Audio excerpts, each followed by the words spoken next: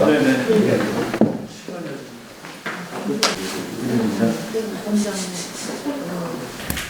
위드 코로나가 이대로 지속 가능한지에 대해서 우리 국민들의 불안이 커지고 있습니다. 서울은 이미 병상 가동률이 76.2%로 비상 방역 체제 돌입 기준인 75%를 넘었습니다. 경기도도 71.9%로 2주 만에 턱밑까지 찼습니다. 준비 안 된 설익은 위드 코로나는 우리 국민들과 자영업자들에게 더 큰 고통을 줄 수 있습니다. 아직은 괜찮다는 말만 반복할 것이 아니라 위드 코로나 대비 태세에 대한 종합적인 재점검을 촉구합니다.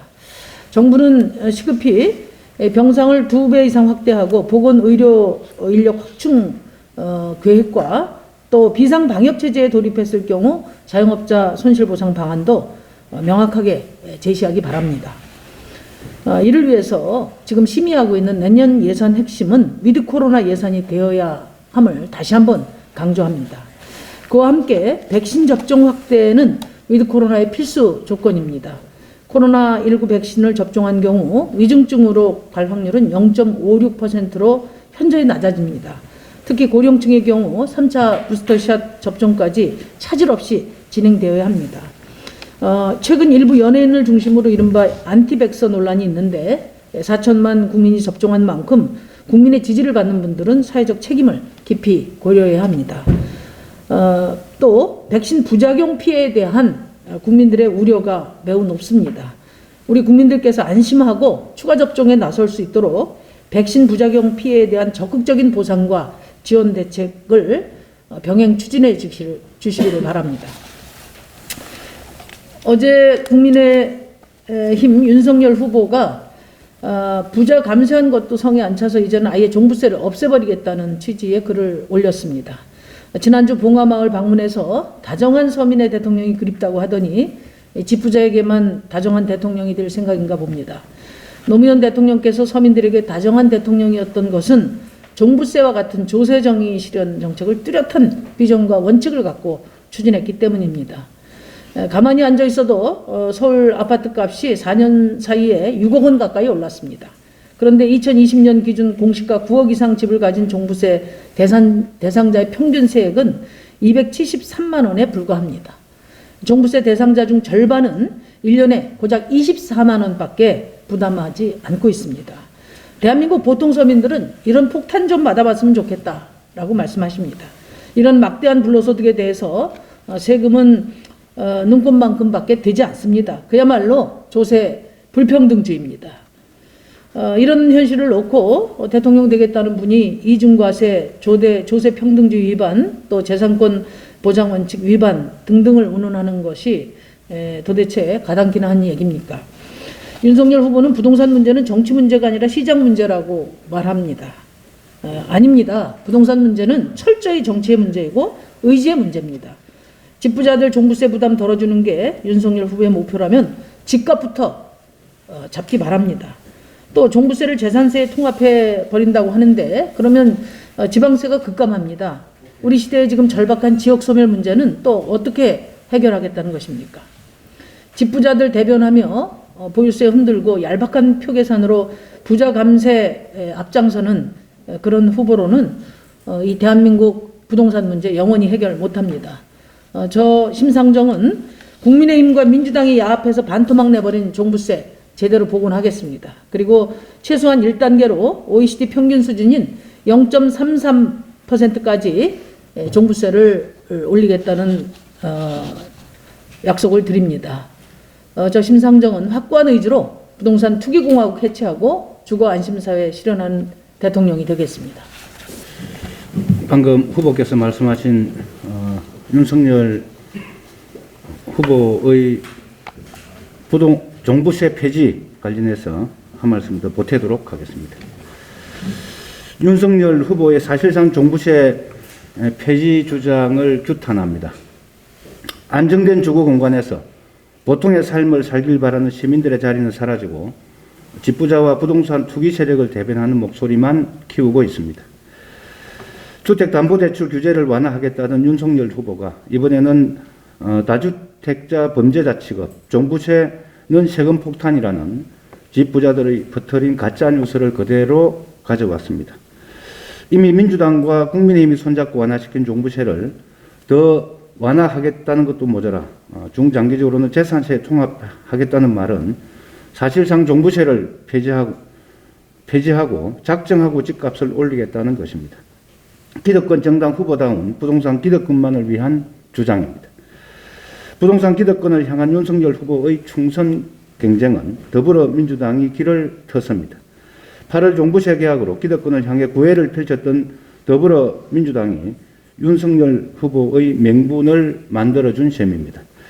윤석열 후보를 대권주자로 만든 더불어민주당이 윤석열 후보의 대행적 부동산 기득권 정책에도 일조한 셈입니다.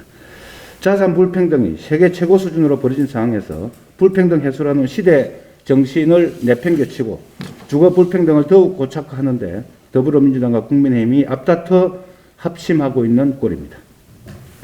다음 대통령의 제1국정과제는 불평등 해소입니다. 자산 불평등의 주된 진원지가 부동산인 만큼 부동산 투기를 원천적으로 차단해야 합니다.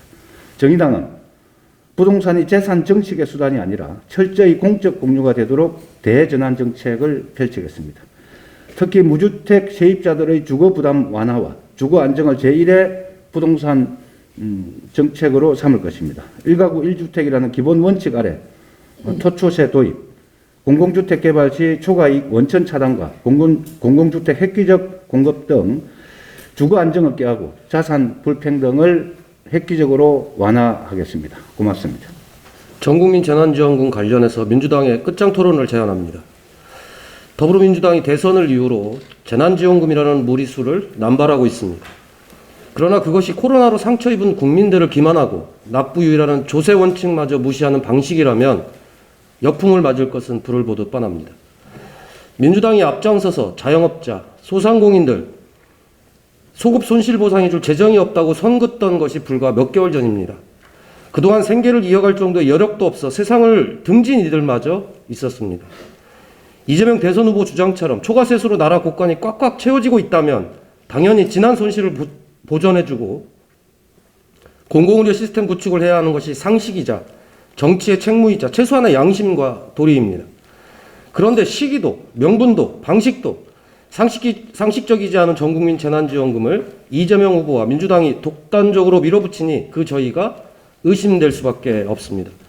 전 국민을 차별하지 않기 위함이 아니라 전 국민의 표가 필요하다는 얕은 수가 드러난 지 오래입니다. 민주당의 자충수는 도를 넘었습니다.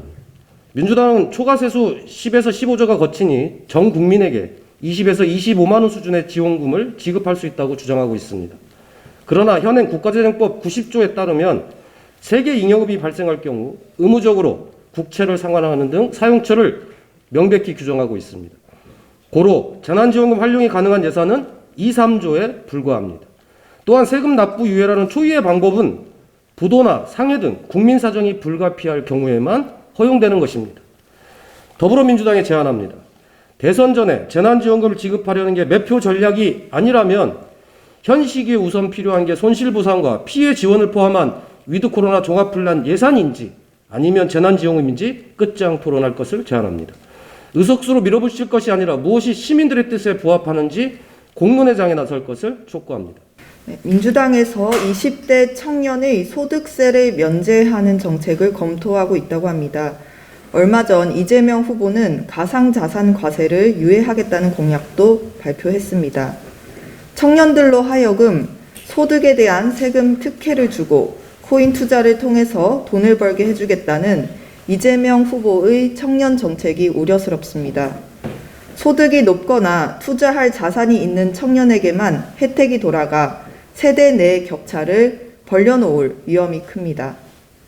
불평등한 현실을 바꿀 의지는 없는 채로 청년들에게 소득세 감면을 해주고 가상 코인 투자를 권유하는 정책들은 청년으로 하여금 불평등의 설국 열차에 얼른 올라타라 유혹하는 것에 불과합니다. 그동안의 소극적인 조세 정책은 한국 사회 불평등을 바로잡지 못했고 투기를 통한 불로소득은 불평등을 날로 심화시켰습니다. 더 긴 미래를 살아가야 하는 청년을 위한 정책이라면 불평등을 그대로 둔 채 청년들에게 잠깐의 특혜를 주고 말 것이 아니라 우리나라의 소득 격차와 자산 불평등을 근본적으로 해결할 수 있는 조세 정책을 내놓아야 할 것입니다. 어제보다 나은 내일을 꿈꾸는 동료 청년 시민 여러분, 정의당은 가산자산 과세를 유예를 약속할 수 없습니다. 하지만 우리는 불로소득이 근절되고 땀의 가치가 존중받는 일할 맛 나는 나라를 만들 것입니다. 정의당은 20대 소득세 감면을 말씀드릴 수는 없습니다. 하지만 고소득자와 금수저들에게 세금을 많이 걷어서 모든 청년들이 누릴 수 있는 복지제도와 청년 기초 자산을 보장하겠다는 약속을 드립니다. 어떤 미래에 투자하시겠습니까?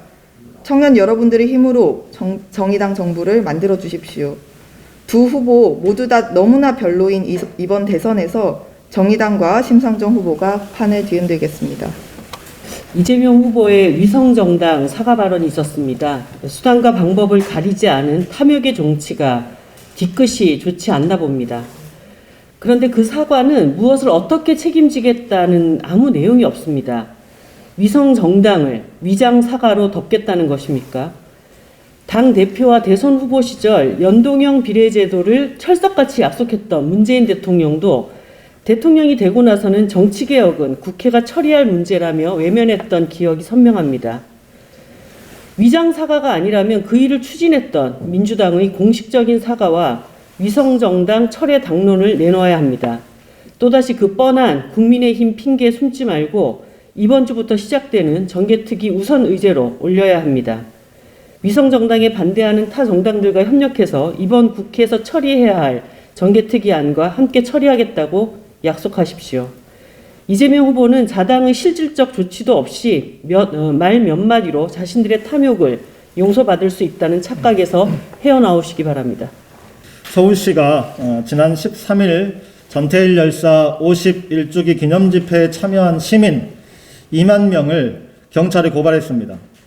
민주당 정부가 이 집회를 불법이라고 규정하자 국민의힘 소속 서울시장이 불법 집회에 대한 고발을 집행한 꼴입니다. 집회의 자유는 민주적 공동체가 가능하기 위한 필수적인 근본 요소입니다. 시민이 자신의 정치적 권리를 자유롭게 주장하는 것은 기본권으로 보장하는 이유는 이것이 소수 집단에게 그들의 주장을 개진하기 위한 수단이 되기 때문입니다. 그렇기 때문에 동대문 거리에서 야구는 할 수 없지만 집회는 자유롭게 할 수 있어야 하는 것입니다. 그런데 민주당 정부는 2만 명씩 모여서 치맥을 즐기는 야구는 볼 수 있지만 집회는 안 된다고 말합니다. 국민의힘 서울시장은 집회 참여자 전원을 고발합니다. 위드 코로나로 방역과 일상의 균형을 찾자면서도 유독 집회만 예외로 하는 것은 모순입니다. 전두환이 정치는 잘했다고 말하는 제1야당, 군사 쿠데타와 5.18의 핵심 주역이었던 노태우 국가장을 결정했던 민주당 정부, 두 기득권 정당은 신종 방역 독재의 음험한 공모를 거두고 집회의 자유를 가로막지 말아야 합니다. 이상입니다.